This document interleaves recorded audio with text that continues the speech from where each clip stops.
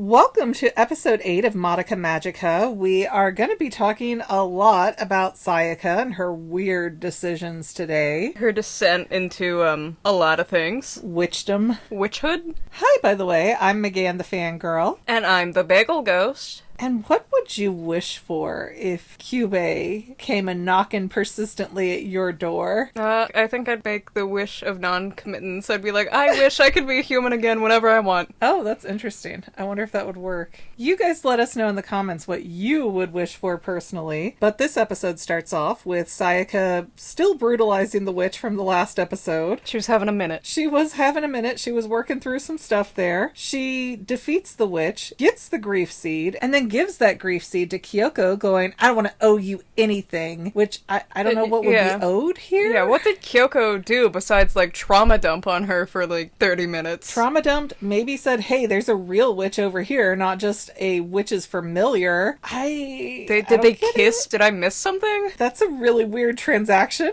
Oh, hey, we kissed. I better give you some payment. Hey, Kyoko would work for that. Kyoko would work for it. I don't know how I feel about that. But Sayaka's body is exhausted. She is collapsing on top of Madoka. Madoka's trying to get this girl home. Madoka's having a panic attack because Sayaka's sending those equivalent texts of, oh, don't leave me or I'll unalive myself. Yeah, Sayaka's vague booking, but in person. Oh, if only I was important to somebody. All I can do now is kill witches. But, okay, true. That is the path that Sayaka's on. I don't understand how she is so upset and blindsided by this, though, because Mommy flat out said that this was going to be a very lonely life. But she didn't want to think of it that way. It didn't apply to her until it did. Sayaka really glamorized and put Mommy on such a high pedestal that not only is it impossible for her to meet the own standards that she created, but when she's not living the life that she perfectly envisioned without any real guidance from Mommy anymore, it's crumbling. It just seems like such a weird,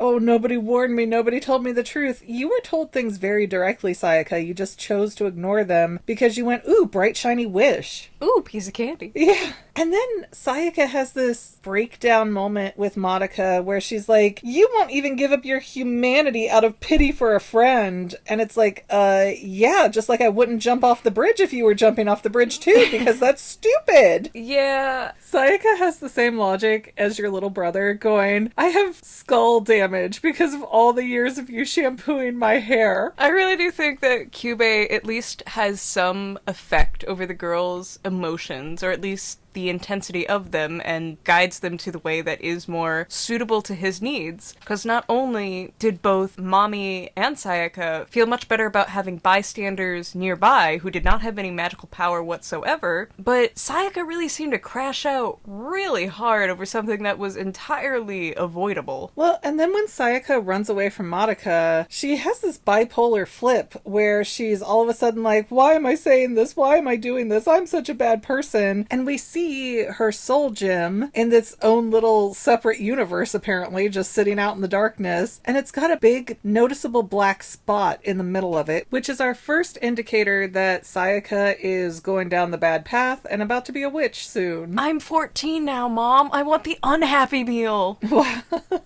Didn't they make that at Wendy's? It's like the Wednesday Addams depression meal. Then we cut over to Homura and Kyoko talking about Valpergis knocked. And okay, there's two things about this scene that really caught my attention. The first is, where in the holy hexadecimal are they? Because it's a completely white space with floating pictures. Like, they're in the Matrix. Battle axes. They're in the Matrix training zone. That's Homura's apartment. How? What dimension does she live in? What void does she exist? A magical one. And the second thing that caught my attention is that Kyoko says something, and I forget how she phrases it, but it makes it sound like Valpergis knocked is multiple people. And when you look at the images in the background, there's all 7 or 8 sketches of different girls together. Well, yeah, Valpergis knocked comes from a German word that basically means a witch's gathering, so it makes sense that Valpergis, the ultra super witch, is a cluster of witches. So do they decide to do this, or is it like a Katamari and one witch is just sucking in the others? I think it's Kirby and one eats the others. I would be very curious to know more about this being that's coming, but they just never really talk about it other than it's coming and then it's here. We know nothing about who's in it or why. Well, in that situation, are you asking questions about what this giant clown demon is, or are you like, my girlfriend, no?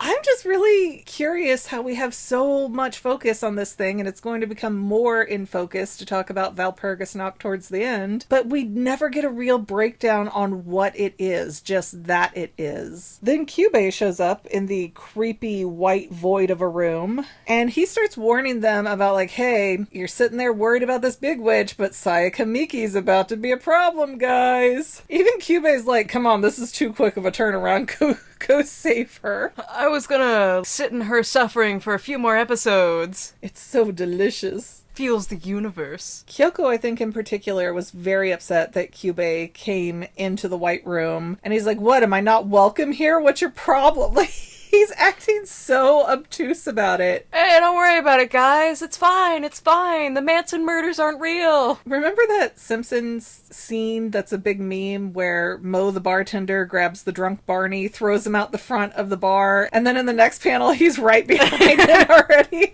That's what Kyubey's like, just totally not getting that he's not wanted there. Oh, he's autistic. He took Tylenol. I was gonna say his mom took Tylenol. That's not real. Do not take medical advice from someone who can't even pronounce acetaminophen. Next, we see Hitome and Kyosuke, and Hitome is sort of walking next to Kyosuke while he's going home, and the boy on his crutches is like, did you move? I didn't know you lived this way. And Hitome's like, actually, I have something I want to talk to you about. And he gasps, like, in such an awkward like way. She flashed him. Oh, I get it. You need to make the mouth flaps and you can't really fit a word, but you don't need to make sounds nonstop. They can, like, be quiet. I feel like we need to normalize more Japanese words so that it fits better, you know, like, yeah, hey, honto? I feel like if we just accepted that these words exist, like in K-pop Demon Hunters, you'll listen to the song and you're like, what is that? I don't understand that lyric. And you put on the subtitles and it's completely in Korean in the middle of the song. Like, what just happened? Well, you know how a lot of anime intros have a random, like, blurb of Yeah, English? there's just that one line of English. Yeah. I want to change the world cause they know. Yeah, it's so odd how they do that because it's usually in very poor grammar and context. Yeah. They take English class. They just don't take it very seriously. Anyways, so Madoka goes trying to find Sayaka at her home, which looks like a really fancy apartment still, and apparently Sayaka's parents respond through an intercom. They do not let Madoka in. They do not come downstairs to greet Madoka. Maybe it's a butler responding. I have no idea. We never see anybody in Sayaka's family. We don't need to worry about their family. She's not the main character. The thing is, Sayaka's mom, assumedly her mom, is telling Madoka, no, Sayaka hasn't been home since yesterday, and there's zero sense of parental concern here. She's just, like, on her phone filming vlogs and...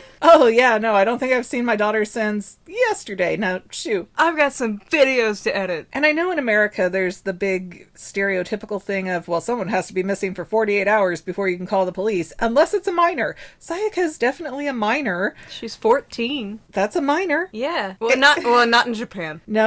Age of consent and being a minor are two separate things. Why? Money. People don't want to arrest their pedos. I'm still bothered, though. If your daughter is missing overnight, how do you not have any kind of concern whatsoever? If I went missing, how long would it take for you to look for me? I mean, I'd have the Life 360, so... If my phone was on the table and I went missing, how long could it take for you to look for me?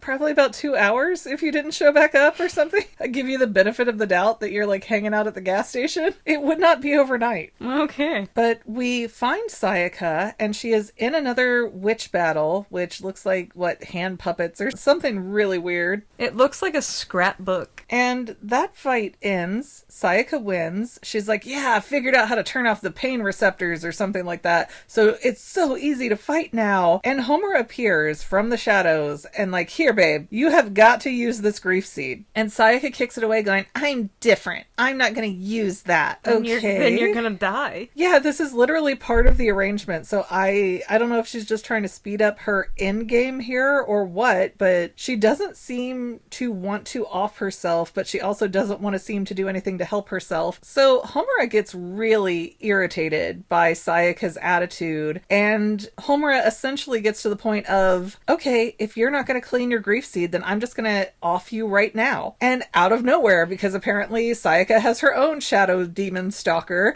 Kyoko grabs Homura. Gotta save the bae. Yeah, and Sayaka just sort of hovels away. Go, get out of here. Shuffle, shuffle. And Kyoko's even like, oh, you can't do your fancy time trick if I've got you restrained like this, huh? And then she pulls out a flash grenade. Yes, like where the weapons Homura has are weirdly. She robbed the Yakuza, man. Is that really part of the series? I can't remember. Yes, in the time travel. Okay, well, Mommy makes these guns appear from nowhere. Sayaka has her sword bat thing that appears from nowhere. Kyoko has her spear. I just figured Homura made some awesome deal to have unlimited firearms. Well, Homura has the shield that is time travel and also apparently infinite storage, like Mary Poppins' bag.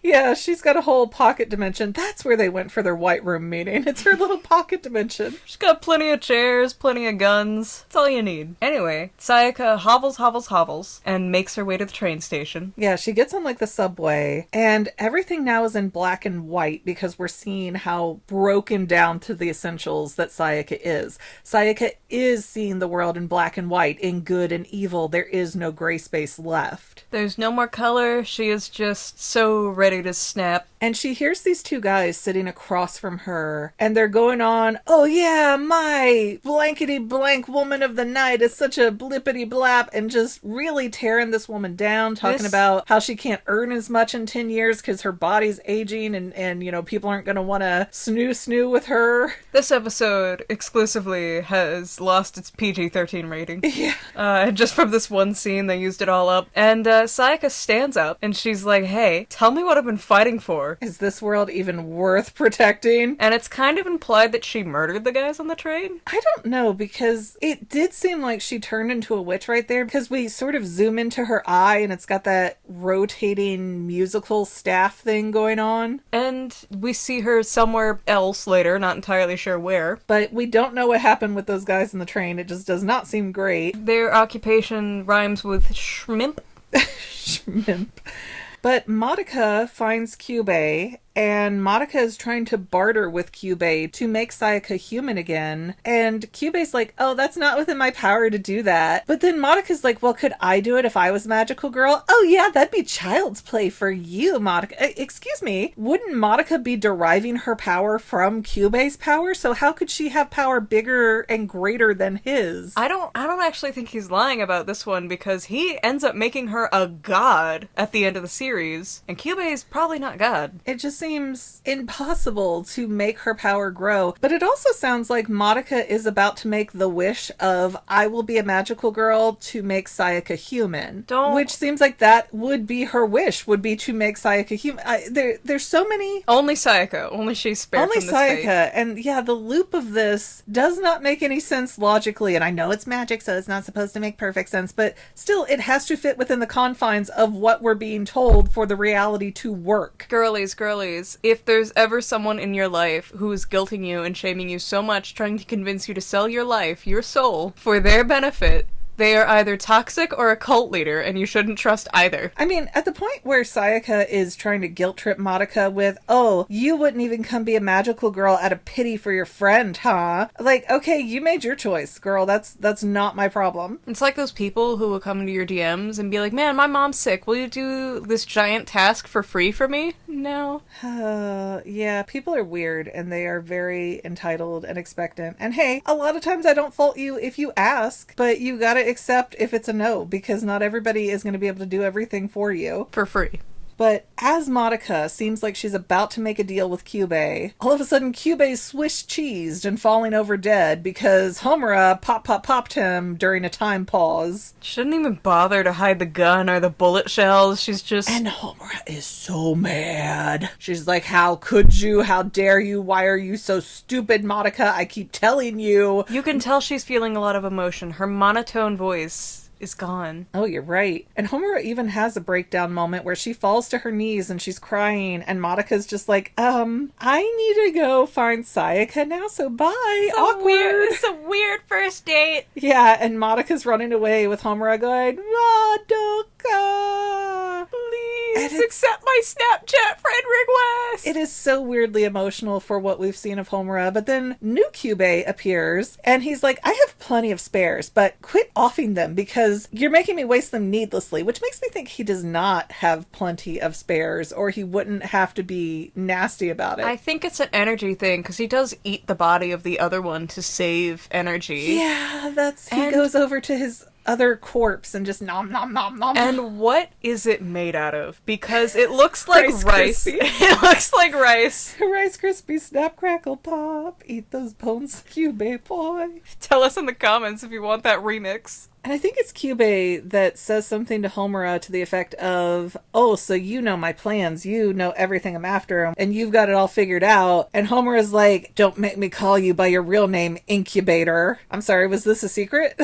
Apparently it He's was. literally turning these girls into egg-shaped gems. I think that's his species name or something. He does not prefer to be called it. I don't know, that's weird. If I was on an alien planet and they're like, hey, human, at least I'd know who they're talking to. What if you're not the only human there? But we finally get to this final scene where Kyoko finds Sayaka. I don't know how they're all tracking each other as well as they do. It's really kind of weird. I think they can sense each other's magic signatures because they hunt witches that way. Okay, well, at least that would explain it. I wish the show would explain it a little. But Kyoko finds Sayaka. Sayaka is totally burnt out. She's sitting there with a nearly black soul gem. Kyoko's like, oh no, but does not offer a grief seed or anything. She's got her pizza Pringles. That's all she wants. Yeah, Kyoko's got her Pringles, and she's just like, oh man, sucks to be you. Shouldn't have given away all those grief seeds. This scene would have been so much funnier if she did that thing that you can do with Pringles where you make the little duck lips. I think the scene would have been better if she made Sayaka eat a Snickers and then Sayaka calmed the heck out. Her soul gem goes back to blue. She's fine. But Sayaka makes this really good statement that I think sums up what I've been saying in a lot of these other episode recaps, where she's like, if you wish happiness for one person, all of that sadness, all of that pain has to go somewhere else, and so somebody else is getting cursed with that. And that's how the universe is balancing out, and that's how Kyubey wishes are like the evil genie wish, where, okay, we made him happy, but you get all his sadness, you get all his pain. We fixed this boy you love, but you will never be able to have him. You know, this is why I think the little animal mascot from Cardcaptor Sakura and Kyubey should be switched out, because he is the monkey's paw. Oh, wow. Kiro, no! Kiro! That was his name! He did something! But in pretty much that moment, Sayaka completely snaps. She turns into this whirlwind where she's forming a labyrinth around her. We see the hint of the witch that Sayaka is gonna be, which is not a very cute witch, I'm sorry. Before she pops, she's like, I made a big mistake, so I'm like 90% sure she killed those schmimps. I don't know, I thought she meant her wish was the mistake, but you know what, we'll go with whatever. The comments can debate this. And we just end the episode seeing poor Kyoko hanging on for dear life, going, Sayaka!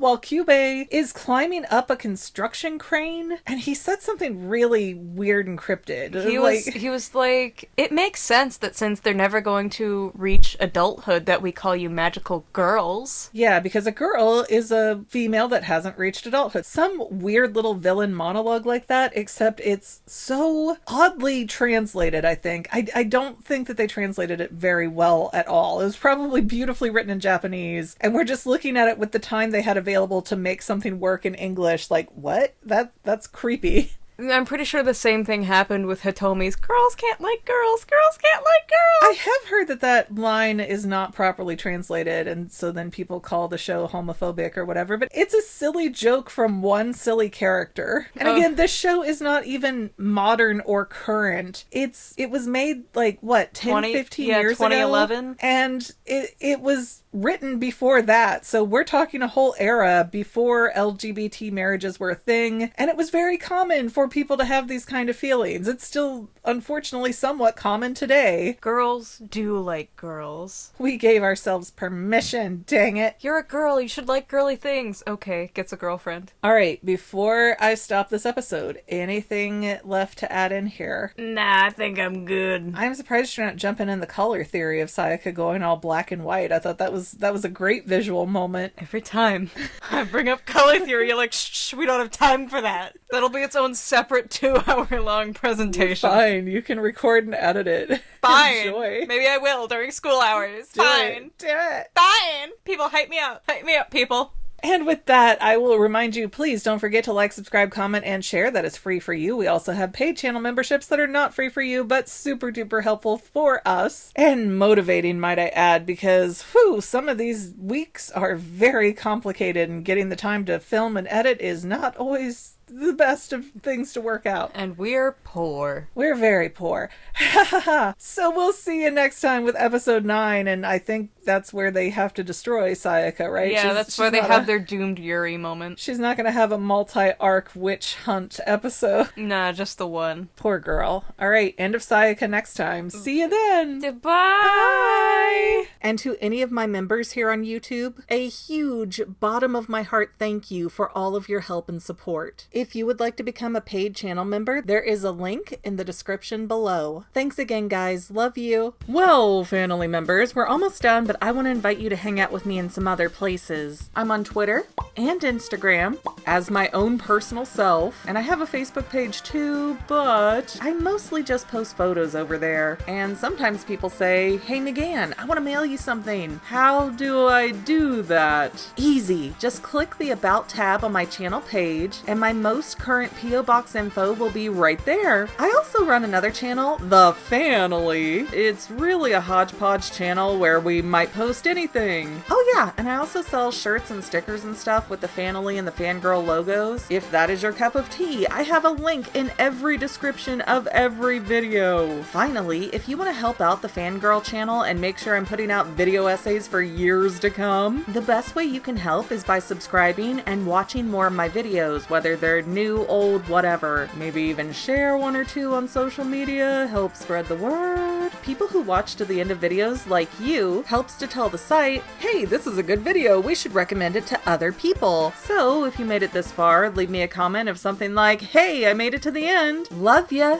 See you next time, family members. Bye.